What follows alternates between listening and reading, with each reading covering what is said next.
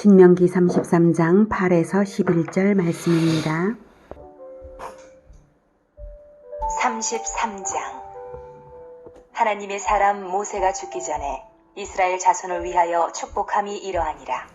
그가 일렀으되 여호와께서 시내산에서 오시고 세일산에서 일어나시고 바란산에서 비추시고 1만 성도 가운데에 강림하셨고 그의 오른손에는 그들을 위해 번쩍이는 불이 있도다. 여호와께서 백성을 사랑하시나니 모든 성도가 그의 수중에 있으며 주의 발 아래에 앉아서 주의 말씀을 받는도다. 모세가 우리에게 율법을 명령하였으니 곧 야곱의 총회의 기업이로다. 여수론의 왕이 있었으니 곧 백성의 수령이 모이고 이스라엘 모든 지파가 함께한 때로다. 르우벤은 죽지 아니하고 살기를 원하며 그 사람 수가 적지 아니하기를 원하나이다. 유다에 대한 축복은 이러하니라.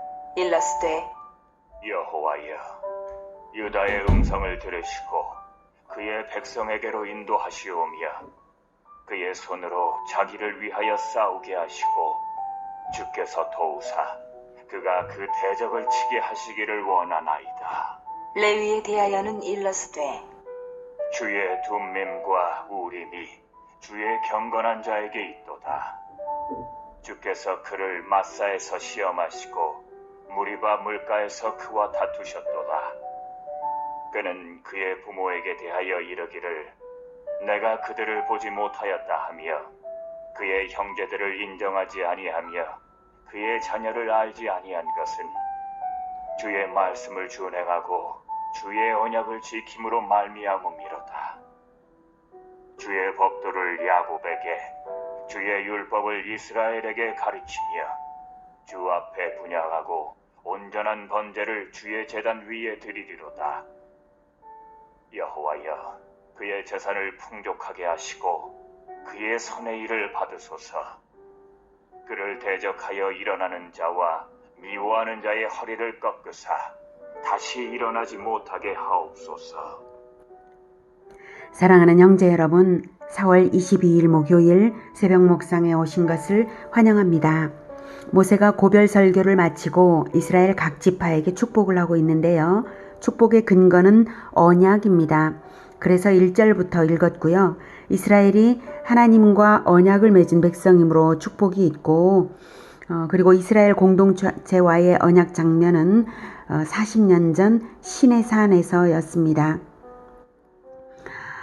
시내산에 하나님이 강림하시고 백성의 수령들이 지파별로 나아오고 온 백성이 모여서 10계명을 들음으로써 율법을 받았습니다.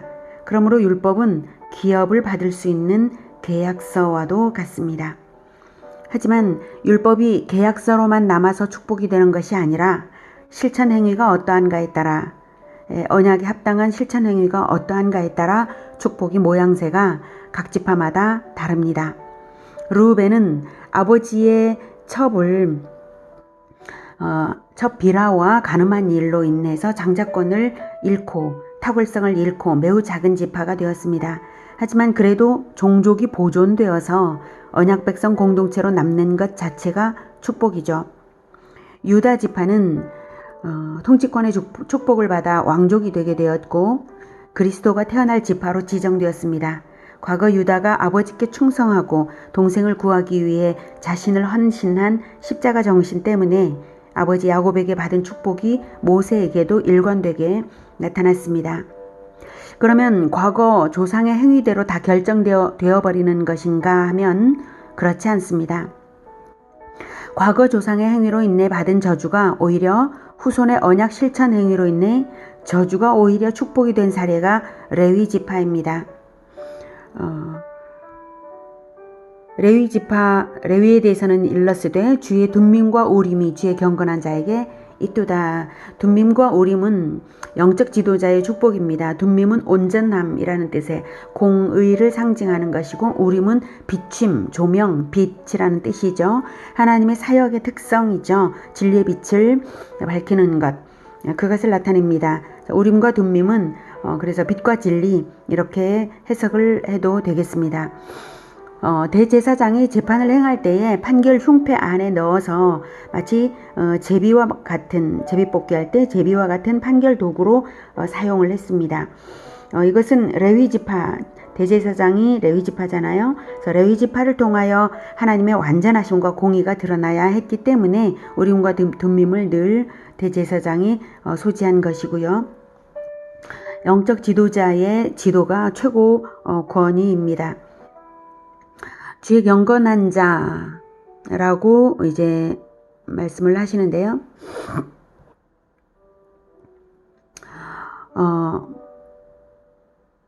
주께서 그를 마사에서 시험하시고 무리바 물가에서 그와 다투셨도다 라고 하죠. 자, 마사와 무리바는 성경에서 둘 다 구약 성경에서 물이 없어서 백성이 원망했던 곳입니다. 그리고 무리바에서는 모세가 혈기로 인해서 여호와의 거룩함을 나타내지 못했던 그런 일이 있었습니다. 그래서 마사에서 시험하시고 무리바 물가에서 그와 다투셨다. 이 말씀은 하나님께서 레위 지파를, 특히 제사장 지파를 영적 지도자로 세우기 위해서 그를 연단시키시고 그만큼 훈련시키셨다라고 하는 의미입니다. 그는 그의 부모에게 대하여 이르기를 내가 그들을 보지 못하였다며 그의 형제들을 인정하지 아니하며 그의 자녀를 알지 아니한 것은 주의 말씀을 준행하고 주의 언약을 지킴으로 말미암음이로다. 이것은 금송아지 숭배 사건이 있었죠. 모세가 그 시내산에서 십계명을 받은 직후에 모세는 율법을 받기 위해 시내산으로 올라갔는데 그 40일 사이에 40일 만에 벌어진 사건이 바로 이스라엘의 금송아지 우상 숭배 사건입니다. 하나님의 언약을 완전히 40일 만에 배신해 버렸는데요. 그때 3,000명이 죽임을 당했는데 그 3,000명을 도륙하는 그것을 레위 지파가 맡았었습니다. 그것은 하나님께서 이스라엘 전체를 완전히 진멸할 계획을 가지셨기 때문에 그 이스라엘 전체의 진멸을 막기 위하여서 하나님의 명령에 의하여 수행된 사건이었습니다. 그래서 그 3,000명의 죽임, 3,000명은 이제 주동자급들이겠죠 아마. 그래서 그 3,000명의 죽임이 레위 지파에 의하여서 수행된 것은 레위 지파가 의로운 헌신으로 그들의 조상 레위가 행한 범죄에 대한 저주를 축복으로 바꿀 수 있게 되었다라고 볼 수 있는 것입니다. 조상 레위가 행한 범죄에 대한 범죄에 대한 저주, 그것은 야곱의 그 유언에 나오는데요. 조금 이따 보도록 하겠습니다. 그래서 레위 지파는 하나님과의 언약을 즉 이스라엘 민족, 종족이 바로 부모 형제나 다름없죠. 그래서 자기의 그 부모 형제보다도 하나님과의 언약을 더 귀히 여긴 그러한 지파입니다. 그러므로 하나님의 말씀을 가르치기에도 합당한 지파인 거죠. 10절 주의 법도를 야곱에게 주의 율법을 이스라엘에게 가르치며 주 앞에 분향하고 온전한 번제를 주의 제단 위에 드리리로다. 그래서 레위 지파의 두 가지 직무는 가르치는 일과 분향하는 일. 분향은 기도인데요.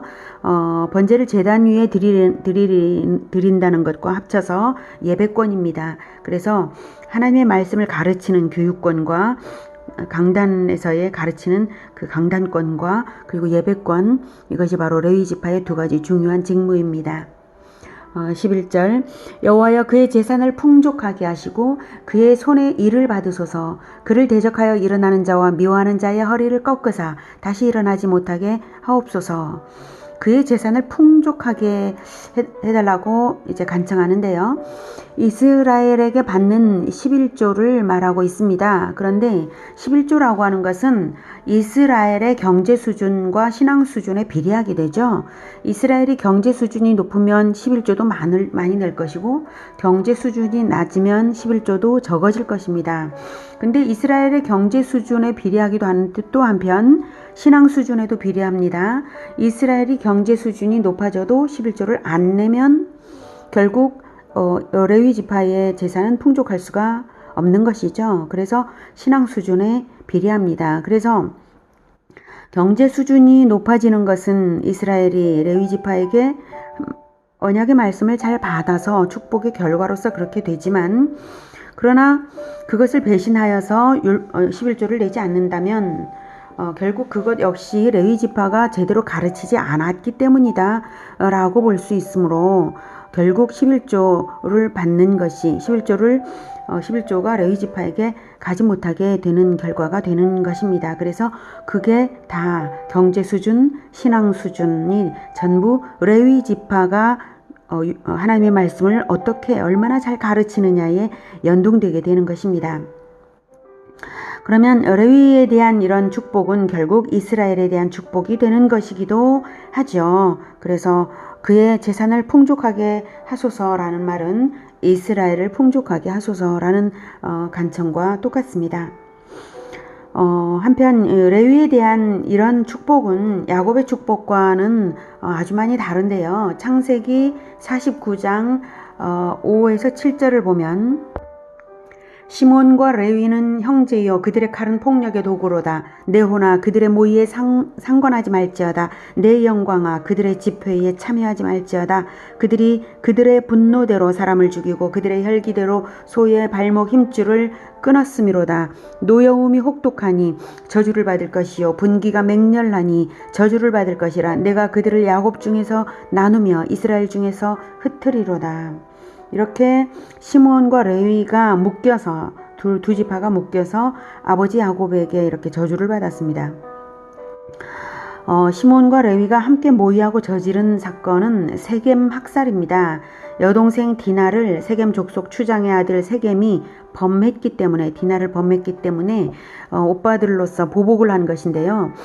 그게 너무 지나쳤습니다. 당시 세겜은 디나를 사랑해서 그랬고, 또 그 직후에 아버지와 함께 즉시 야곱에게 와서 디나와 결혼하기만 해주면 무엇이든 드리겠다고 간곡히 청했습니다. 그래서 오빠들이 세겜 족속이 할례를 받으면 그러마하고 약속해놓고는 세겜 족속이 안심하고 할례를 행했을 때에 급습해서 모든 남자를 다 죽인 것입니다. 천인 공로할 짓을 한 것이죠. 죄인이 죄를 짓는 일에 연합하면 더욱 큰 죄를 짓게 되죠. 그래서 아버지에게 족속의 흩어짐을 저주받은 것입니다. 하지만 레위 지파는 금송아지 우상 숭배 사건에서 하나님의 언약을 수호한 지파였으므로 흩어지긴 흩어지되, 야곱의 저주대로 흩어지긴 흩어지되 계속해서 하나님의 언약을 온 백성에게 가르치는 영광스러운 직분을 맡은 것입니다. 레위 지파는 가나안 땅에 들어가면 12지파로 흩어져서 살게 되는데요. 각 지파의 율법 교육과 각 지파에 대한 축복이 그들의 임무이기 때문에 흩어져 사는 것이 적합했습니다. 야곱은 시므온과 함께 레위가 흩어지리라고 예언을 했고, 모세는 레위 지파의 직무, 그 교육의 직무를 칭송했습니다. 실제로 레위 지파는 다른 지파들 속에 흩어졌지만 그것은 숫자가 감소하여 그렇게 된 것이 아니라 이스라엘의 영적 건강성을 위해서 각 지파에서 하나님을 섬기며 가르치기 위해 그렇게 된 것이죠. 즉 그들은 더 큰 축복이 된 것입니다. 더 큰 축복을 받고 분산된 것이므로 야곱의 축복과 모세의 축복이 모순 없이 성취된 것입니다. 한편 야곱의 축복대로 시므온이 다른 지파들 사이에 흩어질 것이라고 시므온에게 한 것은 저주 그대로 남았는데요. 실제로 시므온 지파는 출애굽 당시에 상당한 규모였습니다. 인구적으로. 그런데 할례 받은 땅이 이 가나안 땅에 들어갈 때 제비 뽑기로 땅을 할당받았죠. 근데 그 할당받은 땅이 박토여서 생존을 위해서 유다 지파와 동맹하여서 그 속에 흡수되었습니다. 그래서 야곱이 예언대로 이루어졌습니다. 하지만 그래도 시므온 지파에 대한 유언이 저주가 아니라 축복인 것은 언약 백성으로 남아있기 때문입니다. 르우벤이 죽을 죄를 지었지만 축복받은 공동체에 존속된 것이 축복인 것과 마찬가지죠. 저는 개인적으로 레위 지파의 복을 받았습니다. 하나님께서 저에게는 가르치며 기도하며 가르치라고 하셨습니다. 그리고 사람을 붙이고 물질을 붙이겠다고도 하셨습니다. 레위 지파와 똑같죠. 그래서 저를 통하여 가르침을 받는 사람들에게 물질을 붙이시는 것이 결국 저에게 붙여지는 풍성한 물질이 될 것이라고 기대합니다. 그래서 11절에 모세의 간청을 하나님께서 받으시고 그렇게 행하실 것이라고 저는 생각합니다. 그래서 저를 통하여 하나님의 말씀을 가르침받는 모든 사람이 복을 받을 것을 기대합니다. 그리고 저를 미워하는 사람은 없기를 바라고 누구에게나 사랑스럽고 친절하게 행하고 싶습니다. 저 자신을 위해서만 아니라 제가 가르치는 말씀의 온전한 전파를 위하여 그렇고 혹시 저를 미워하여 저의 사역을 방해함으로써 심판당할 사람이 있어서는 안 되기에 그렇습니다. 레위 지파에게 주신 축복은 신약에서 예수 제자들에게 이어졌습니다. 누가복음 10장 16절에는 예수님께서 제자들에게 말씀하시죠. 너희 말을 듣는 자는 곧 내 말을 듣는 것이요 너희를 저버리는 자는 곧 나를 저버리는 것이요 나를 저버리는 자는 나 보내신 이를 저버리는 것이라 하시니라. 이렇게 말씀하셨습니다. 예수 제자들이 전하는 말이 곧 예수님의 말씀입니다. 예수 제자를 통하여서 예수님의 말씀을 많이 들으시기를 축복합니다. 그리고 예수 제자를 저버리지 마시기를 또한 축복합니다. 꼭 저에 대해서만이 아니라 모든 하나님의 말씀을 가르치는 모든 자들, 그들이 예수 제자임을 기억하면서 결코 예수 제자들과 관계가 나쁘지 않으시기를 축복합니다. 마태복음 28장 18, 19, 20절에는 예수님께서 대위임을 제자들에게 주시죠. 예수께서 나와 말씀하여 이르시되 하늘과 땅의 모든 권세를 내게 주셨으니 하늘과 땅의 모든 권세를 받으신 예수님께서 세상 끝날까지 너희와 항상 함께 있으리라. 이 하늘과 땅의 모든 권세로서 예수 제자와 항상 함께 있으리라 라고 약속하시면서 명하신 위임 명령, 그것이 무엇이냐? 그러므로 너희는 가서 모든 민족을 제자로 삼아 아버지와 아들과 성령의 이름으로 세례를 베풀고 내가 너희에게 분부한 모든 것을 가르쳐 지키게 하라 라고 하신 것입니다. 그러므로 제자들에게 하나님의 말씀을 가르치고 세례를 베푸는 제자들에게 예수님의 위임이 있고 권세가 역시 위임되었다는 것을 여러분 기억하시기 바랍니다. 마태복음 13장 51, 52절에는 이런 말씀이 있습니다. 마태복음 13장은 예수님께서 여러 가지 비유를 쭉 말씀하신 장인데요. 거기에 그 천국을 비유로 말씀을 하신 것이죠.